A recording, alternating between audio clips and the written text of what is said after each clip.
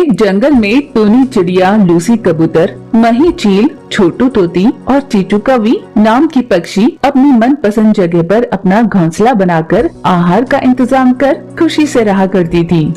इस तरह वे सभी पक्षी अपनी सहूलियतों को पूरा कर आस पड़ोस में ही रहा करती थी। उनमें टूनी चिड़िया और चीचू कौवी की खेती आस पड़ोस में ही थी, जिस वजह से उन दोनों में अच्छा स्नेह था। पर चीचू कौवी अपनी स्वार्थ की ज्यादा सोचा करती थी। मैं और टूनी चाहे जो भी फसल डाले, पर मेरी कमाई हमेशा टूनी से ज्यादा ही होनी चाहिए। सभी पक्षी में मेरी होशियारी और कमाई की चर्चे हो। यूं मन ही मन सोचा करती, पर टूनी से दिखावे के लिए प्यार से बात करती थी। पर टूनी चिड़िया का स्वभाव बहुत ही निराला था। वो अनाथ और गरीब पक्षी के बच्चों को जितना उससे हो पाता उन्हें चुगने के लिए दाना दिया करती। एक दिन चीचू कौवी और टूनी चिड़िया खेती का काम निपटा कर वही खेती के एक पेड़ के नीचे खड़ी आपस में यूं बात कर रही थी। दोस्त, हमने मिट्टी की जुताई करके तैयार तो रख ली, पर अब सवाल ये है कि इस बार हम कौन सी फसल डालें? दोस्त, इस विषय में तुम किस्मत वाली हो। तुम जो भी फसल डालती हो अच्छे से निकलती है। दोस्त, भलों के साथ भगवान भला ही करते हैं। तुम चिंता मत करो, सब ठीक हो जाएगा। इन आशावादी बातों को सुनकर मेरे अंदर एक चेतना आ जाती है। मैं तुम्हारी दोस्त और शुभ चिंतक हूँ। मैं हमेशा चाहूंगी कि तुम ऊंचाइयों को छुओ और इस बार अपनी खेती में कैबेज की फसल डालो। ओह अच्छा, तुम्हें ऐसे लगता है? मेरे कहने पर मत जाओ, खुद भी सोचो। अगर मैं कैबेज की फसल डालूंगी तो तुम क्या डालोगी? मैं कैरेट की फसल डालूंगी। तुम कैरेट और मैं कैबेज, दोनों शब्द क्या से शुरू होती है? इस बार की फसल हमें फायदा ही दिलाए। मैं भी तो यही चाहती हूँ ना चिड़िया। तुम कैरेट की फसल डालो और मैं कैबेज की फसल की तैयारियाँ करती हूँ। अगले 2-3 दिनों तक खूब मेहनत कर चीचू कौवी ने कैरेट की फसल डाली तो टूनी चिड़िया ने कैबेज की। दिन बीत रहे थे।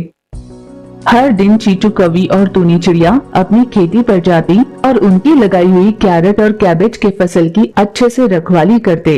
फिर दोनों आपस में थोड़ी देर गपशप करते। इस तरह उनका स्नेह और भी गहरा होता जा रहा था। वो अपनी पूरी खेत में उड़ उड़कर इतनी अच्छी निकली हुई फसल को देख मन ही मन खुशी से फूले नहीं समा रही थी। अपनी इस खुशी को बांटने के लिए वो चीचू कौवी के आने का इंतजार करने लगी। चीचू कौवी आई ही नहीं। अरे, इसे क्या हुआ?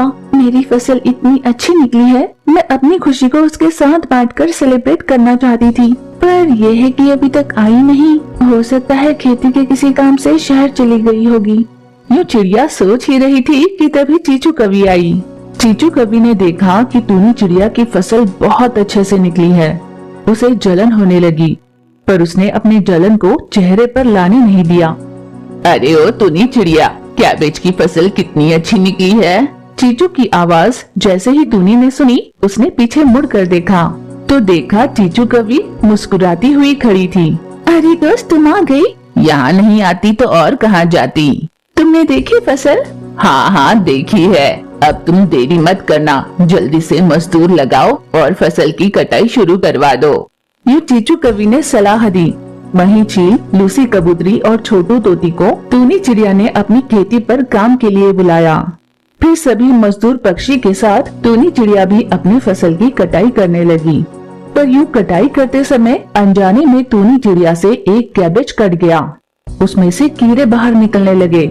मजदूर पक्षी ने जैसे ही ये देखा, वे तभी तुरंत वहाँ से फुर हो गए। टूनी चिड़िया ने सारी कैबेज काटी। सभी कैबेज में कीड़े लग चुके थे। चीचू कौवी अपनी सहेली को सांत्वना देने की कोशिश कर रही थी। अब मैं अनाथ पक्षी को दाना कहाँ से दूंगी? पहले से संग्रहित कर रखा हुआ अनाज 2 दिन में खत्म हो जाएगा। टूनी चिड़िया बहुत दुखी होकर सोच रही थी। 2 दिन बीत गए। अनाथ पक्षी भूख के मारे तिलमिलाने लगे थे। टूनी चिड़िया से ये देखा नहीं गया। वो चीचू कौवी की खेती से कैरेट्स चुराने लगी। अगर किसी एक ही जगह से कैरेट्स उखाड़े जाए तो चीचू कौवी को शक हो सकता था, इसलिए अलग अलग जगह से कैरेट्स उखाड़ कर ले जाती और अनाथ पक्षियों को देने लगी। चीचू कौवी को फसल में कुछ गड़बड़ लगने लगी। ये हो क्या रहा है? दिन ब दिन मुझे ऐसे लग रहा है जैसे कैरेट्स कम हो रही हैं। चीचू कवि एक डंडा लिए अपनी खेती की रखवाली करने लगी। इतने में उसकी खेती पर टूनी चिड़िया आई।